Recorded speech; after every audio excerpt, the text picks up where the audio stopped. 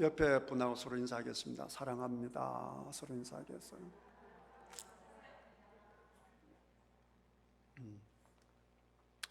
사랑합니다. 인사할 때 여러분들이 표정이 밝아서 좋습니다. 그렇게 늘 빵긋빵긋 웃는 여러분들 다 되시기를 주님의 이름으로 축복합니다. 내 세상을 살다 보면 맨날 웃을 일만 있으면 좋은데 그렇지 못할 일이 많죠. 오늘도 보면 한 사람이 골치 아픈 문제를 가지고 예수님 앞에 나왔습니다. 예수님 앞에 문제를 가지고 나왔다라고 하는 얘기는 스스로 그 문제를 해결하지 못했다라고 하는 것이죠. 무슨 문제냐? 돈 문제죠. 제일 해결하기 힘든 문제가 돈 문제잖아요. 유산 문제. 효도하는 사람 집안의 그 공통점이 뭐냐? 형제 자매와 관계가 좋은 집안의 특징이 뭐냐? 보면 대부분 받을 유산이 없다라고 하는 겁니다. 부모님께서 물려줄 유산이 많은데 그 자녀 간에 행복하게 지내는 그런 집안은 별로 없어요. 돈 많은 삼성, 현대, LG 대부분 그룹이 다 속하는데요. 자녀들 간에 상속 문제로 고소하고 고발하고 이런 문제가 없는 재벌이 거의 없어요. 굳이 재벌이 아니어도 여러분 주변에 보시면 유독 그 형제가 사이좋게 지낸다 보면 틀림없이 그 부모에게 받을 유산이 없어요. 대부분 자식들이 돈 모아서 부모에게 오히려 섬기시는 그 집안들이 오히려 관계가 좋고요. 부모가 자식들에게 많은 것을 줄 수 있는 집안은 형제 자매들 관계가 별로 좋지 않고요. 좋은 정도가 아니고 원수로 지내는 그런 집안이 많습니다. 그러니까 여러분들도 여러분 자녀들이 행복하게 잘 살게 만드시려고 하면 유산을 남기면 안 돼요. 유산 남기지 않기 운동도 하지 않습니까? 그러니까 여러분의 돈을 함부로 써라, 교회에다 헌금하라, 그 얘기는 아니고요. 무조건 자식들한테 많은 돈을 주는 것이 결코 자녀들에게 도움이 되지 않는다라고 하는 것을 아셔서 여러분이 가지고 있는 돈들을 잘 사용하시는 그런 지혜들이 있기를 주님 이름으로 축복합니다. 풍성하게 잘 사시고 잘 쓰시고 여러분도 행복하시고 하나님도 행복하시고 여러분 자녀들도 행복할 수 있는 그런 집안이면 제일 좋지 않겠어요? 그런 복된 가정들이 다 되시기를 주님 이름으로 축복합니다. 형제 간에 상속 문제로 다투는데 해결이 안 되는 거죠. 그래서 보니까 동생이 심히 불만이 많은 것 같습니다. 형이 다 가져갔어. 이 문제죠. 그 예수님 앞에 가서 이제 요청을 했는데, 그런데 예수님께서 어떻게 보면 동문서답을 하시죠. 부탁을 하시면 부탁을 들어주시면 좋은데 전혀 엉뚱한 말씀을 하십니다. 그게 14절이죠. 이르시되 이 사람아 누가 너를 너희의 재판장이나 물건 나누는 자로 세웠느냐 하시고 그들에게 이르시되 삼가 모든 탐심을 물리치라 사람의 생명이 그 소유에 넉넉한 데 있지 아니하니라 하시고 그 다음에 이제 비유가 나오는 것이거든요. 그러니까 여기에서 분명히 알 수 있는 것은 우리 예수님은 중심을 보시는 분이시기 때문에 정말로 그 사람이 살아가는 데 있어서 절실한 문제였다라고 한다면 우리 예수님께서 응답하셨을 겁니다. 그게 돈 문제든 건강의 문제든 관계 문제이든 귀신 들린 것이든 어떤 것이든지 간에 진실로 그 문제가 살아가는데 절박한 문제라고 하면 우리 예수님께서 한 번도 그 요청을 거부하신 적이 없어서요. 그렇다라고 한다면 이 동생은 굳이 상속을 안 받아도 살아가는데 문제가 없지 않았을까?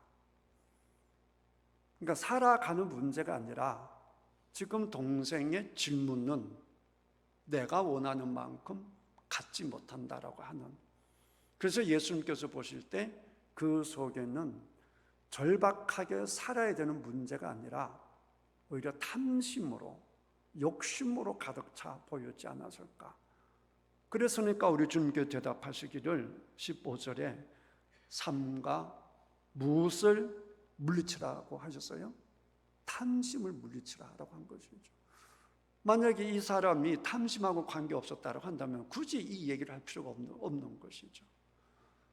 탐심은 우상숭배다까지 성경은 말하고 있지 않습니까? 탐심이 자기를 망치고 관계를 망치고 이웃을 망치는 지름길이죠. 그러니까 하나님께서 하지 말라는 거예요. 그게 무엇이 되든지 간에 하나님의 자리에 하나님께서 계시지 못하면 그게 다 문제거리가 되는 거예요. 그래서 하지 말라는 거예요. 여러분, 하나님께 여러분을 사랑하실까요? 사랑하지 않을까요? 사랑하신다고요. 그러니까 하나님께 여러분을 하라라고 했을 때는 왜 하라고 하겠어요? 여러분들이 잘 되라고 하시는 거예요. 여러분 믿습니까? 이 믿음을 가지셔야 되는 거예요. 하나님께서 여러분을 하지 말라라고 했을 때는 여러분들에게 만약에 그것을 했을 경우 여러분에게 큰 어려움이 생기기 때문에 하지 말라는 거예요. 하나님께서 얼마나 크신 사랑을 가지고 우리에게 말씀하시는지를 아셔야 하나님의 말씀이 달고 고마운 거예요. 그게 들려야 복된 삶을 살 수 있는 것입니다. 여러분, 하나님의 말씀이 잘 들려지는 은혜가 있기를 주님의 이름으로 축복합니다. 그리고 그 유명한 어리석은 부자 이야기인데, 근데 지금 성경에는 그냥 한 부자 비유 그랬잖아요. 옛날에는 좀 더 어리석은 부자 비유로 그랬단 말이에요. 자, 그러면 이 부자에 대한 비유 얘기를 보도록 하겠습니다. 저는 어릴 때부터 어리석은 부자 비유 이렇게 쭉 들었기 때문에 이 부자 그러면 금방 떠오르는 생각이 이 부자는 어리석은 사람이다. 뭐 제 생각 확 그게 들어와요. 근데 정말 어리석은 부자인가 한번 보실 필요가 있습니다. 오히려 잘 보시면 이 부자는 굉장히 지혜로운 부자입니다. 그리고 이 시대의 로망이 다 이루어진, 지금 2023년에 대한민국에 사는 사람들이 대부분들이 크리스찬도 포함해서 세상 사람들이 꿈에도 소원이 이 부자처럼 되는 거예요. 잘 보시면 그래요. 자, 왜 제가 이런 말씀 드릴 수 있나? 왜 이 사람이 어리석은 부자가 아니라 지혜로운 부자고 지금 우리가 되지 못해서 안달래 하는 너무나 되고 싶은 부자인지 잘 성경을 보시면 이해가 될 겁니다. 자, 한 부자가 있어 얘기하는데 16절에 한 부자가 그 밭에 뭐가 풍성해요? 소출이 풍성하다는 겁니다. 그러면 이 부자가 부지런할까요? 게으를까요? 게을러서는 아무리 날씨가 좋아도 풍년의 농사를 수확할 수가 없습니다. 게으른 사람 논과 밭에 가보십시오. 가을 그 누렇게 익었을 때 그 벼밭을 보시면 부지런하신 분의 그 벼 논에는 풀 한 폭이 없잖아요. 그렇게 벼들만 있어요. 근데 게으른 집에 보게 되면 반은 벼, 반은 풀, 또 반은 벼. 뭐가 벼인지, 벼를 심는 건지, 겨를 심는 건지, 무엇을 수확하는 건지 모를 정도로 그러는 거예요. 아무리 날씨가 좋고 아무리 비가 적당히 내려도 농부가 제대로 이게 농사를 짓지 않으면 절대 풍년이 될 수가 없어요. 태임도 앞바다에 고기가 아무리 많아도 어부가 열심히 잡아야 풍어를 경험할 수 있는 거죠. 이렇게 물반 고기 반이어도 어부가 나 일하기 싫어, 그냥 놀아보십시오. 어떻게 부자가 되겠어요? 그냥 적어도 소출이 풍성했다라고 하는 얘기는 이 사람은 굉장히 부지런했다. 그 다음에 부지런해가지고만 가지고 또 제대로 수확을 많이 거둘 수 없어요. 지혜로워야 돼요. 철에 맞아야 되고요. 지혜로워야 되고 부지런해야 됩니다. 그렇지 않고 절대로 풍성한 수확을 거둘 수가 없습니다. 사업하신 분이 우리들 눈에는 그냥 사업이 그냥 되는 것 같지만 사업에 성공하신 분들 다 이유가 있는 거예요. 저 사람이 뭔데 저렇게 월급을 많이 받지? 나보다 못한 것 같은데. 천만에요. 절대로 그렇지 않습니다. 직장에서 월급을 많이 받으신 분들은 틀림없는 이유가 있는 거예요. 그 이유를 충족시키기 때문에 회사에 돈을 많이 주는 겁니다. 그러니까 여러분들이 왜 애들을 좋은 대학 보내려고 그럽니까? 돈 잘 벌게 하려고 그러는 거 아니겠어요? 왜 숱한 사람들이 대학교 졸업하고도 직장생활 하면서도 사업하면서도 세미나장 쫓아다니고 그렇게 공부를 하고 책을 읽고 그래요? 부자가 되려고 하는 거잖아요. 풍성한 수확을 누리려고 하는 거잖아요. 그러니까 이 부자는 굉장히 지혜로운 사람이요, 부지런한 사람이요. 그러니까 자랑스러운 부자죠. 열심을 다해서 풍성한 수확을 올렸으니까. 저는 조금 더 양심의 끄리낌이 없이 난 우리 태인교회 모든 성도님들이 부자가 되었으면 좋겠습니다. 여러분은 바라지 않는 모양이시네요. 저는 여러분의 자녀들이 다 부자가 되었으면 좋겠습니다. 할렐루야. 심지어 제가 여러분 자녀들 모아놓고 설교를 하는 거예요. 한 10억 정도만 있으면 좋겠는데 어디 가서 선교를 할 수 있겠는데 라고 했을 때 여러분의 자녀가 목사님 제가 할게요. 그 돈을 10억을 갖고 왔는데 여러분 자녀가 얼마나 돈이 많은지 10억을 저에게 주고도 돈을 줬는지 안 줬는지 모를 정도로 그렇게 부자가 나왔으면 좋겠습니다. 할렐루야. 얼마나 멋있어요. 난 정말 우리 태인교회 성도들이 부유했으면 좋겠습니다. 수학철이 됐으면 월급날이 되었으면 여러분이 영업을 마감하는 날이 되었을 때 우리 모든 성도님들은 환하게 웃으면서 참 한 달 잘 살았네, 한 분기 참 열심히 했네, 이렇게 환하게 기뻐할 수 있는 그런 성도들이 다 되었으면 정말로 좋겠습니다. 저는 이 부자처럼 되었으면 좋겠어요. 수학이 풍성했으면 좋겠습니다. 자, 그 다음에 보겠습니다. 17절에 심중에 생각하여 이르되 내가 곡식 사둘 것이 없으니 어찌할까 하고. 아주 대박 아닙니까? 요즘 말로 하면 이보다 좋을 수가 어디 있겠어요? 풍년일세, 풍년이야. 어디 이보다 좋겠어요? 또 이 사람이 보통 지혜로운 사람이 아니라고 하는 것이 딱 보니까 어마어마한 수입이에요. 어마어마한 수확을 거두는 거예요. 지혜로운 거죠. 어느 정도로 지혜롭냐? 18절. 내가 이렇게 하겠다. 미래를 준비할 줄 알아요. 어떻게 준비하냐? 내 곳간을 헐고 지금 가지고 있는 곳간으로는 다 넣을 수 없어. 다 헐어버리고 새로 짓겠다라고 하는 겁니다. 새로 투자할 줄도 알죠. 새로 준비할 줄도 알죠. 미리 대비하는 거죠. 추수하기 전에 다 미리 대비하는 거잖아요. 이걸 못해서 사업을 망치는 분들이 얼마나 많습니까? 굉장히 지혜로운 사람이죠. 시대를 볼 줄 아는 안목을 가지고 있죠. 그러니까 이 사람이 수확이 많았을 겁니다. 그리고는 잔뜩 사두리라 이렇게 합니다. 자, 그 다음에는 19절은 또 내가 내 영혼을 이르되 영혼아 여러 해 쓸 물건을 많이 사두었으니 평안히 쉬고 먹고 마시고 즐거워하자. 이 얼마나 멋있습니까? 요즘 청년들, 젊은 직장인들이 꿈에도 소원이 뭡니까? 조기 은퇴입니다. 어떤 상태에서 조기 은퇴죠? 노후 완전히 준비해둔 상태에서. 그러니까 내가 먹고 살기 위해서 돈 벌어야 되는 그걸 마감하는 거예요. 그리고는 하고 싶은 거, 즐기고 싶은 거 즐기면서 말 그대로 인조이하면서 살아갈 수 있는 인생이 요즘 젊은이들의 꿈과 로망입니다. 내가 몇 억을 모으면 내가 은퇴해도 될까? 그 목적을 세워놓고 피눈물 나게 정말 성실하게 준비하는 멋진 젊은이들이 정말 많습니다. 얼마나 멋있어요?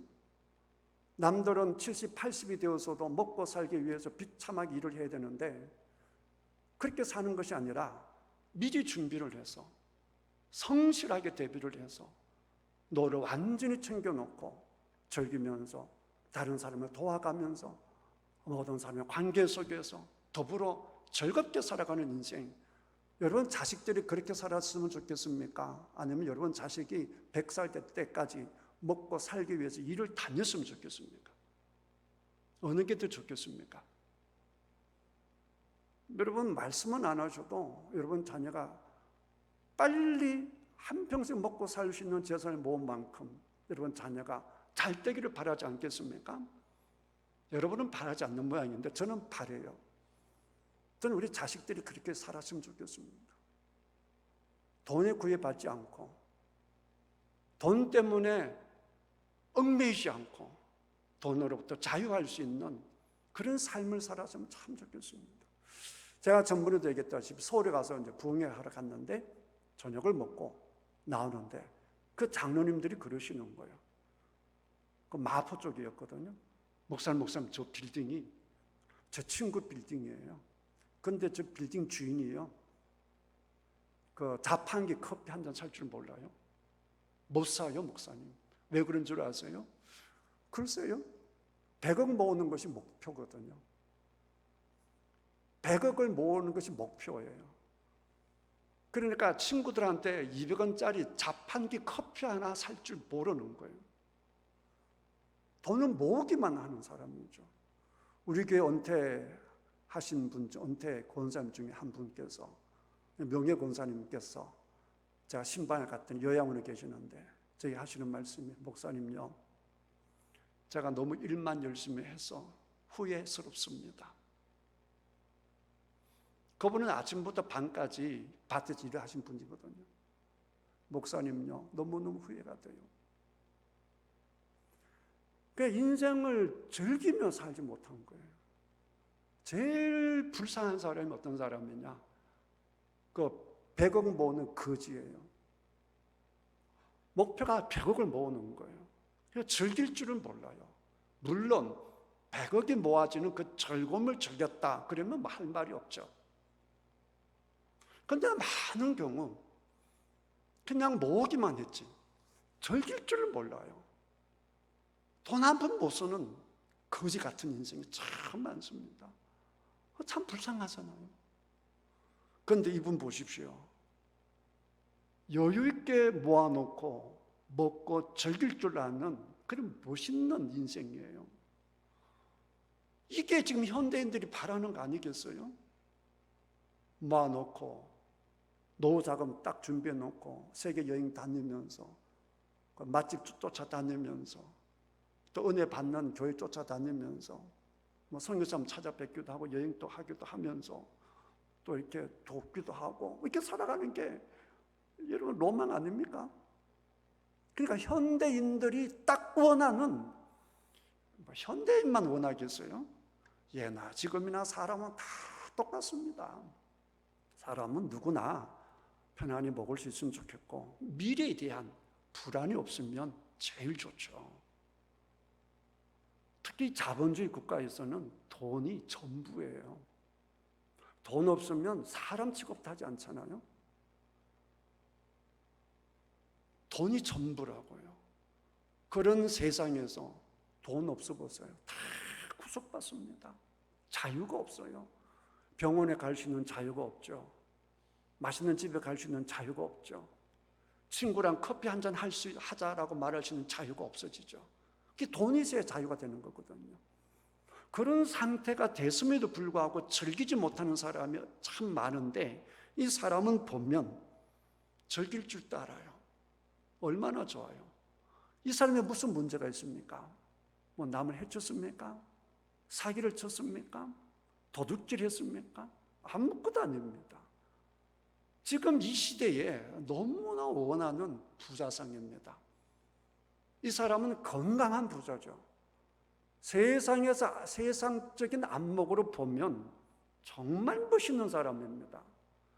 뭐가 문제입니까? 그런데 예수님께서는 뭐라고 말씀하십니까? 그게 문제라고요. 우리 신앙생활 할 때에 무슨 가치관으로 보느냐, 이게 항상 문제가 된다고요. 이걸 분명하게 하지 않으니까 믿는 사람이나 믿지 않는 사람이나 차이가 별로 없어요. 세상에 똑같이 살다가 예배 시간만 조금 다르게 대답해요. 속은 아닌데. 이게 문제라고요. 그러니까 우리가 안에서나 밖에서나 똑같아야 되거든요. 교회에서나 밖에서나. 그러려고 하면 정확한 이해가 있어야 되는 거예요. 정확한 판단이 있어야 되는 거예요. 진리 안에서 자유함이 있어야 된다, 그 말이에요. 그 뭐가 문제냐는 거예요. 이거 잘못 오해해서 부자는 나쁘다, 부자는 천국 가기 힘들다, 이렇게 생각하신 분들 꽤 많은데 그 절대 잘못된 거예요. 그 다음에 예수님께서 말씀하실 때 이 부자 개념을 정확히 하셔야 됩니다. 시편 1편이 구약 전체를 요약해 놓은 거다, 흔히 그렇게 많이 얘기하거든요. 그 시편 1편의 내용이 뭐예요? 부자가 의인이에요. 의인은 신의 심은 나무와 같다 그랬잖아요. 시절을 쫓아 과실을 맺는다라고 했잖아요. 그러니까 의인이고 부자라고요. 거기에 비해서 악인은 어떻게 돼요? 겨와 같이 날아간다 그랬습니다. 악인은 복을 못 받는 거예요. 그러니까 악한 사람은 절대 복을 누릴 수가 없죠. 그래서 신명기 28장에도 뭐라 그랬어요? 하나님 말씀에 순종하면 들어가도 복을 받고 나가도 복을 받습니다. 그런데 하나님께 말씀을 불순종하면 들어가도 망하고 나가도 망하는 거예요. 예레미야 말씀의 핵심이 뭡니까? 왜 망했습니까? 하나님 말씀에 순종하지 않아서 망한 거라고요. 그게 구약의 핵심이에요.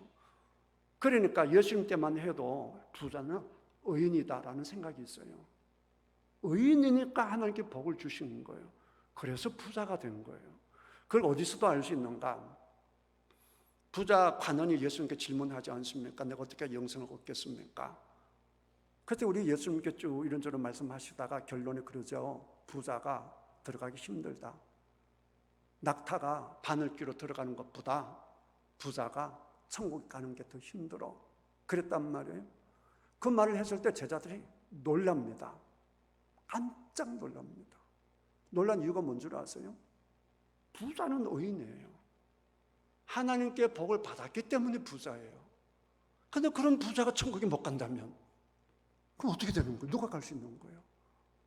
이래서 제자들이 예수님께 놀라서 질문한 거라고요. 구약의 맥락 속에서 이 본문을 보셔야 되는 거예요. 그러니까 예수님께서 지금 하신 말씀은 부자 청년에게 주신 말씀도 그렇고 오늘 이 부자에게 주신 말씀도 그렇고 어마어마한 충격적인 말씀이에요. 그런데 여러분들 전혀 충격적이지 않죠. 왜냐하면 늘 그렇게 들었으니까. 부자는 뭐 천국 가기 힘들다. 그 어릴 때부터 계속 들었으니까. 부자 그러면 왠지 지옥 갈 것 같은. 그러면서 여러분은 뭐가 되기를 원해요? 부자가 되기를 원하고. 이런 갈등을 다 가지고 있죠. 그러니까 정확하게 아실 필요가 있는 거예요. 그럼 뭐가 문제냐는 거예요. 뭐가? 왜 이 멋지게만 하고 지혜로워 보이는 이 부자가 예수님 앞에서는 이렇게 어리석은 사람 되어 버렸는가라고 하는 것이죠. 20절 하나님은 이르시되 19절까지는 좋은데 문제는 하나님이잖아요. 하나님께서 이르시되 어리석은 자요. 갑자기 어리석은 사람이 되어버렸습니다. 세상 사람들은 다 지혜롭다 하고 성공했다고 하는데 하나님께서 말씀하시기를 어리석다 그럽니다. 목사도 그럴 수 있어요. 교인들은 다 성공했습니다. 세상 사람들 저 목사 참 훌륭해요 라고 하는데 정작 하나님께서는 어리석은 인간아 이럴 수 있단 말이에요. 남 얘기가 아니라는 것이죠. 우리 주님께서 하시는 말씀이 뭐냐? 어리석은 자여 오늘 밤에 내 영혼을 도로 찾으리니 그럼 내 준비한 것이 누구의 것이 되겠느냐라고 하는 것입니다. 하나님께서 본질을 물으시는 것이죠. 이 세상은 누가 주신 거예요?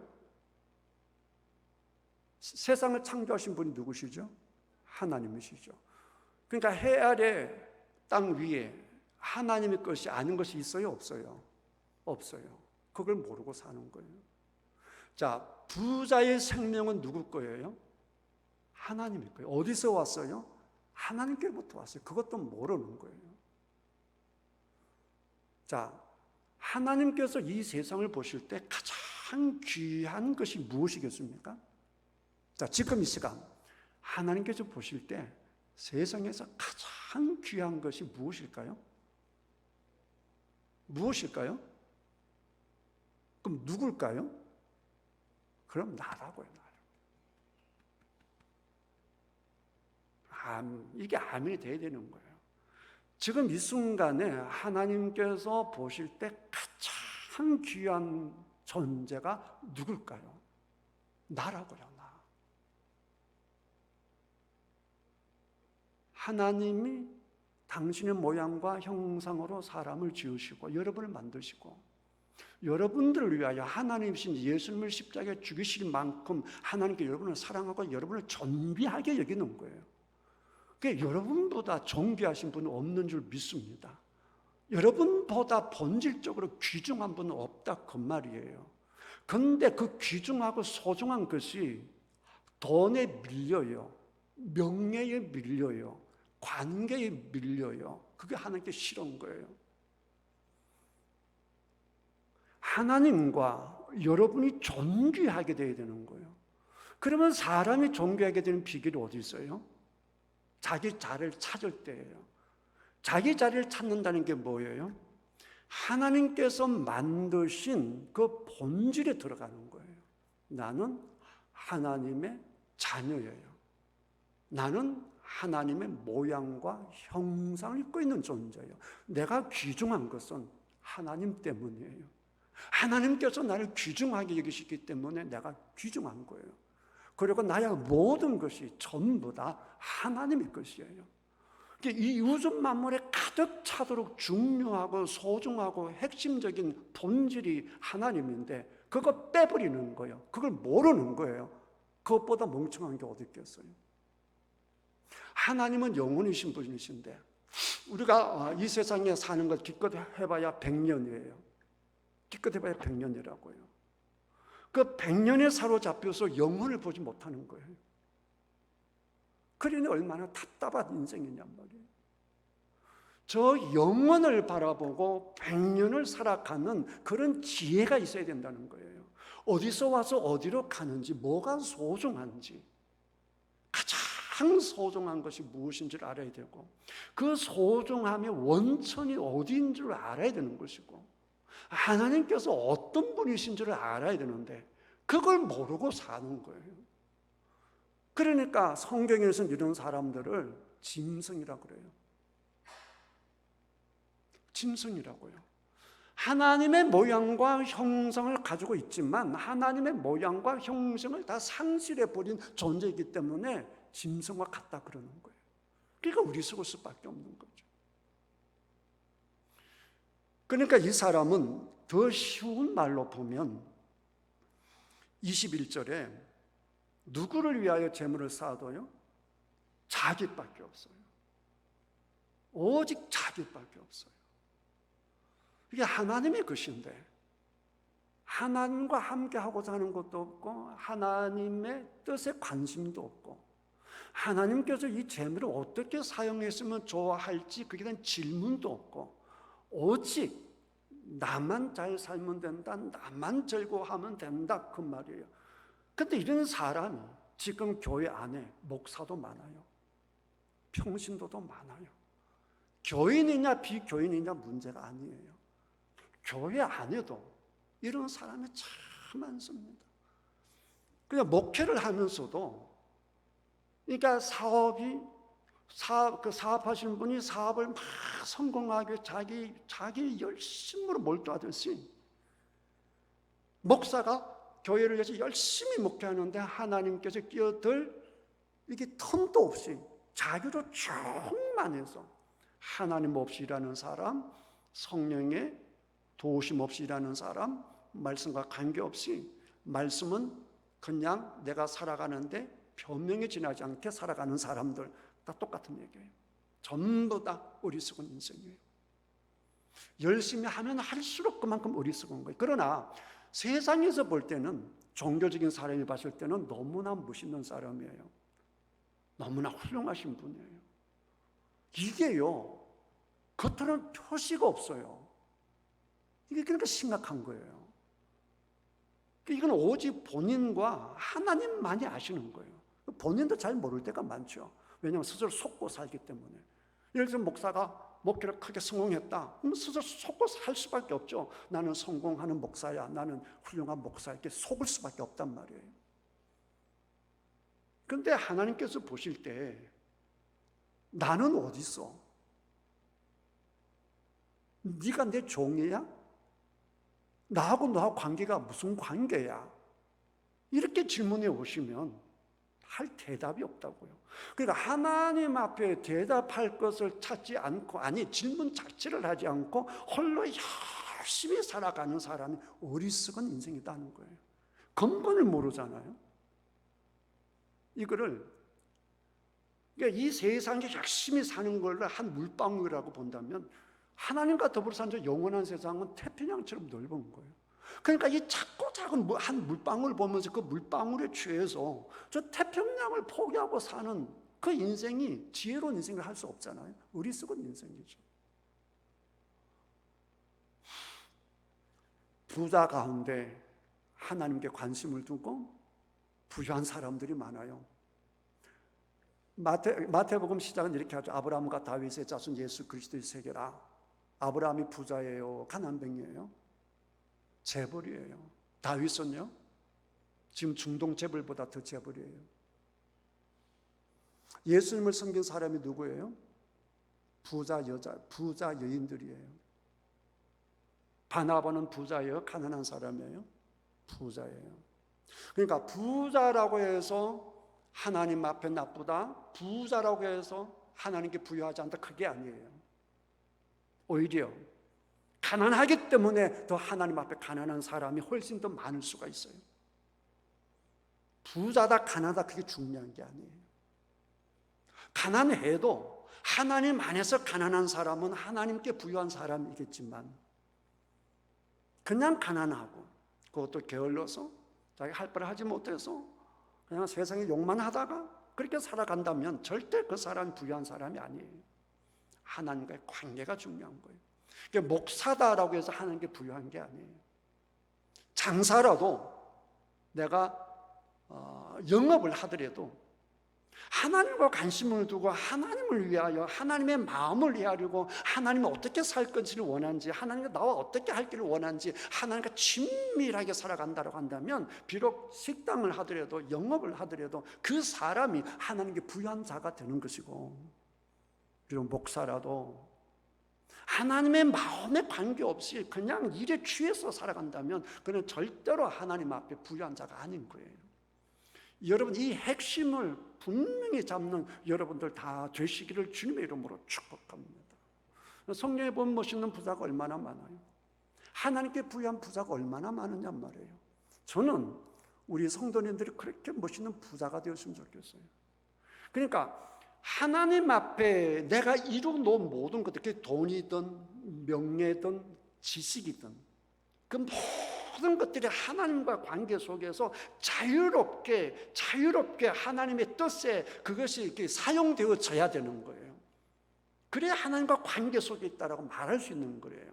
친밀하다고 할 수가 있는 거예요. 그러니까 우리 교회니까 우리 목사님 갖고 있는 달란트를 우리 교회에서만 써야 된다라고 한다면 역시 우리 교회는 어리석은, 하나님의 부유하지 못한 교회가 되는 거예요. 우리 거라도 하나님께서 원하시면 이웃에 나누기도 하고 도와주기도 하고, 하나님이 원하시는 교회, 하나님이 원하시는 인생, 하나님이 원하시는 사업, 이게 중요한 거예요. 그래서 정말로 하나님 앞에 하나님이 보실 때, 야, 너는 어떻게 그렇게 나를 신뢰하니? 예수님을 신뢰함으로 예수님만은 완전히 자유를 해서 하나님의 기쁨이 되고, 그러면서도 하나님의 뜻을 이루어 가는 그런 멋있는 부자가 하나님 앞에 부유한 자가 되는 것이죠. 여러분들이 그런 부유함을 누리기를 주님의 이름으로 축복합니다. 여러분 자녀들이 그런 부유한 자가 되도록, 안 그러면요, 이 앞에 19절에 거쳐버리는 그런 부자로 만들어버리게 되면 여러분 자녀는 한때는 잘 살겠지만 영원한 지옥불을 어떻게 할 거냔 말이에요. 갑자기 영원의 세상에 딱 내가 직면했을 때 그 앞에서 어떻게 하겠냔 말이에요. 얼마나 당황하겠냔 말이에요. 언제 주님께서 나를 부르신다 해도, 언제 주님 앞에 주님께 나에게 질문을 내놓으신다라고 해도 기쁘게 주님께 대화할 수 있는 에녹같이 말이에요. 바나바와 같이 말이에요. 그런 하나님께 부유한 자가 되시기를 주님의 이름으로 축복합니다. 기도하겠습니다.